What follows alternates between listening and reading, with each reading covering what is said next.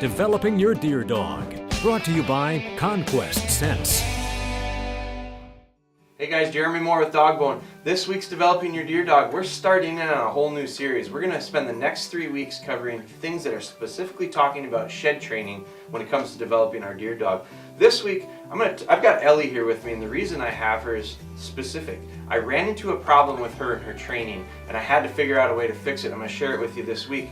My problem with her was I had an issue with her driving into cover. I've seen this with other dogs in the past. I've heard about it with other people's dogs, where you have this dog where it takes a nice line, and as soon as it hits a terrain change, whether it be a wood line, a CRP grass line, a field edge, a road, these dogs look at them almost as their barriers that they just can't penetrate through. So what I need to do is, instead of having a dog work the edges, I want them to take into the cover strong and push into the cover.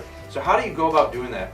Well, it's pretty easy, and what I do is I do it incrementally, just like I do everything else in training, building off of the last lesson.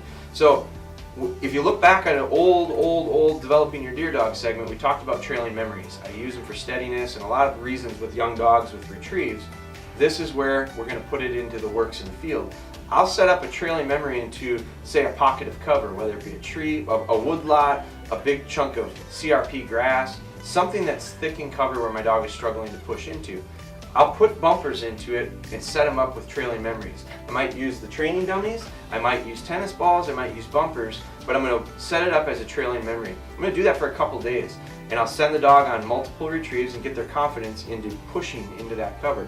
The next thing I'll do is I'll add something into it where, instead of doing it as a trailing memory, I'll stay stationary and I'll have whatever it is, the object lobbed up in, so it's visually marked into the cover, and they're going to have to push into it and make the retrieve. So that's visual. The last thing I like to do, and I can do multiples when I'm doing it visually, from that I build onto what is really commonly known as like a blind retrieve. I may have 2-3 objects, whether they're scented dummies, whether they're tennis balls, something that my dog's going to have to use their nose to find. I'm going to salt the area with that object.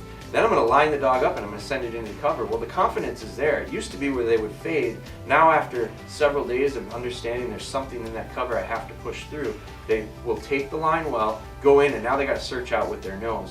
What I'm doing is I'm replicating the idea of when we go and shed hunt, a lot of times we'll find antlers not necessarily on the edge. They might be in the thick cover, in the bedding areas. So what I want to do is I want to get these guys confident. The idea of a visual barrier doesn't mean you work the edge. You got to drive through and push cover. So, easy way to fix it. I was able to do it with Ellie. If you follow those easy steps and you're running into a problem like that, it's a really easy way to get your dog really prepared and ready for that bedding area, those thick spots where you're going to find a lot of sheds this spring. So, developing your deer dog, driving your dogs into cover.